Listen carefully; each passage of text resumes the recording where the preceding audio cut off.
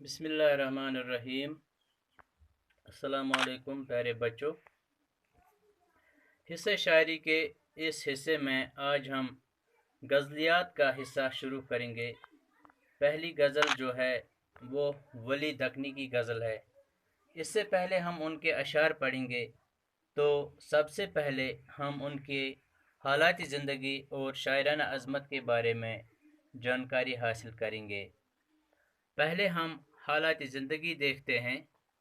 वली मोहम्मद नाम और वली तखल्लुस था। आप 1667 ईस्वी में औरंगाबाद दक्कन में पैदा हुए। इल्म हासिल करने के लिए आपने दिल्ली और गुजरात वगैरह के सफ़र किए।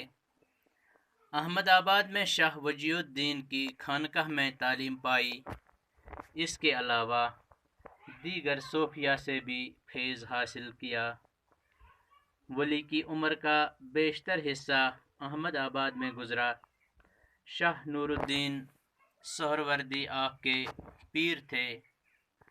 उनके अलावा वो उस दौर के मशहूर सूफी शायर सादुल्लाह गुलशन के भी मरीद हुए।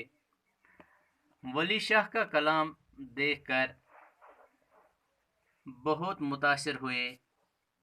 इब्तिदा में आप हिंदी गीतों के अंदाज में शायरी करते थे। बाद में गज़ल के अंदाज में उर्दू में शायरी की। आप औरंगज़ेब के दौरे हुकूमत में दक्कन से दिल्ली आए। आपने यहाँ के शुरा को मुतासिर भी किया और उनसे असर भी कबूल किया। वली दक्कनी को मोहम्मद हुसैन आज़ाद ने उर्दू शायरी में वही मुकाम दिया है जो अंग्रेज़ी शायरी में चासर और फ़ारसी शायरी में रुदकी को हासिल है। डॉक्टर जमील जालबी की तहकीक के मुताबिक वली 1730 ईस्वी के बाद फौत हो गए। ताहम ज़्यादातर मुहक्कीन का ख़याल है कि वली दक्कनी 1707 ईस्वी के लगभग फौत हुए थे। तो अब शायराना अज़मत इसकी देखते हैं। वली ने मुतअद्दिद शायरी असनाफ़ में तबाह आज़माई की, लेकिन गज़ल को ख़ास तौर पर अपनी तवज्जो का मरकज़ बनाया और इसके दामन को वसी किया। वली ने अपनी ज़ुबान और उसके मिजाज का ख्याल रखते हुए शायरी के लिए अरबी और फ़ारसी बहरों का इंतखाब किया। इन्हें पैकर तराशी में बड़ी महारत हासिल है। खूबसूरत तशबीहें और इस्तिआरे इस्तेमाल करने का इन्हें खूब सलीका है।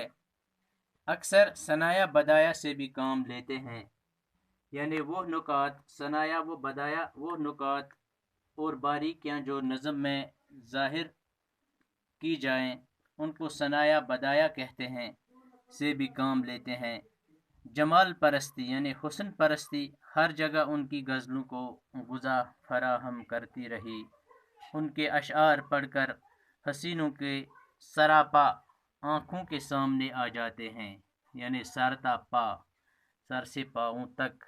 वली के यहाँ फ़ारसी गज़ल की अलामात और तलमीहात के अलावा दक्कनी अल्फाज भी मौजूद हैं।